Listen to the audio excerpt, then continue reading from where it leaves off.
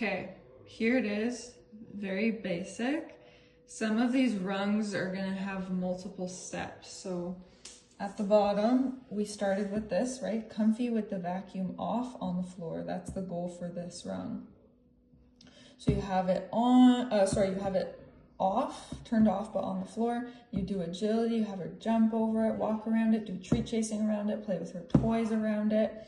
That kind of thing. You can even lay it out on the floor while you have her out sometimes, just to make it like a normal part of the day, of her day, to have the vacuum just like kind of laying around, okay? And you can do some structured activities with it on the floor. Once she's really cool with that, you can start to have the vacuum, what we did here too, in your hand, but it's turned off, and you just move her around it. You get her comfortable treat chasing around it, moving past it at a very slow pace, being in tune with you, treat chasing around it, playing around it, walking around it in circles, that kind of thing. Get her really comfortable with this. Then you move on to the next step, which is having it off but moving, right? Can she walk around? Walk with you on a nice loose leash beside you while it's moving? Will she treat chase around it? Will she play with her toy around it? Can you move around it while it's moving from all, angles? And then you can start to work on how she feels about it while it's off, but it's moving directly towards her. And again, like if she tries to flee, note, you're going to pressure her, you're going to put her gently back in position, and reward her when she tolerates it coming towards her, okay? And put her in the position where she can't flee, she's not allowed to, but you're also not going to flood her, like you're not going to make it too difficult for her. And what I mean by like there being multiple steps in one rung, like for an example, this one with the vacuum off and moving towards, you have your duration, distance, and distraction, if you remember from the dog theory. So with the vacuum off and moving towards her, you might start that at a really far distance to make it easy, right? And to make it also easy, there's going to be no other distractions in the environment, right? Because if there's other distractions in the environment, then it's going to be really hard for her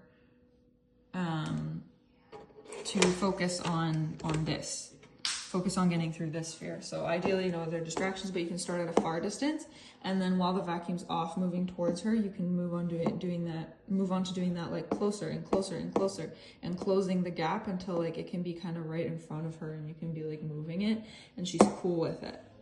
Okay, and then you can work on like your duration too. Like you start with a really short duration. Far away distance, short duration, to make it really easy for her. So you're not moving the vacuum for that long before you treat her. And then eventually, as she gets better and better and better, you're increasing the duration, how long you actually spend moving it while it's off, okay? So you would manipulate both duration and distance. Then there's like, we turn the vacuum on. Once she's cool with it moving around, it's not turned on, then we turn it on. And then we hold it still, and we make sure she can walk around with us, she can treat chase with us, she can eat treats close to the vacuum while it's turned on. Make sure she's comfy with that. Then we can turn it on and start moving it. First we'll move it parallel, or maybe even away from her. Maybe she's not ready for this yet, so you move it like away from her at a far distance. Then we do moving towards her. And then after she's cool with the vacuum on, moving towards her, moving away from her, like just, you can walk around the vacuum on a leash while like Marino pretends to vacuum, and like he has it actually turned on, and he's, I guess, like actually kind of vacuuming. And you can walk around with Gracie, and she's cool. She'll take treats around it. She's nice and slow with you. She's not trying to rush away or escape. Then you can move to like dropping the leash and see if you can teach her to be free. You're simulating there being no leash by dropping the leash, and you would just reward her as Marino or you, Jennifer, like moves around with the vacuum, pretending to vacuum while it's on, or really vacuuming while it's on, and you would just reward her for being around and making good decisions, which is not fleeing, not rushing away, not trying to get out of the situation. She doesn't need to hang near the vacuum necessarily, but she just needs to be relaxed and not try to flee. And then you can work on like vacuuming where there's no leash, okay? All right, so even at the point where you're taking the vacuum out of the closet, for example, you don't want to see, like, if she's actively trying to get away at that moment, work her through that too. So yeah, hopefully this helps. Let me know if you need help. As always, I'd love to see videos.